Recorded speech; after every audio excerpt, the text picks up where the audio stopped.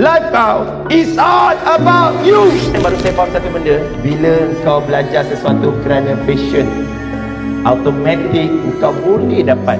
Dia tentang passion. Suka tak suka, passion. Paksa diri. Kau adalah generasi yang paling mudah belajar. Terlalu banyak AI. Kau satu-satunya maktab yang bawa smartphone. Maktab lain nak pakai smartphone tak boleh.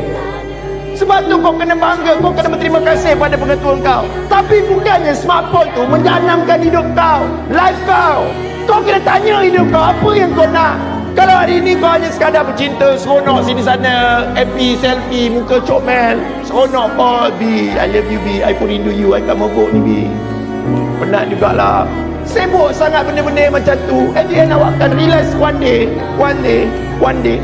orang yang selama ni kau bercinta pun bukan dia orang yang suatu masa nanti akan bagi apa yang kau nak dalam hidup kau.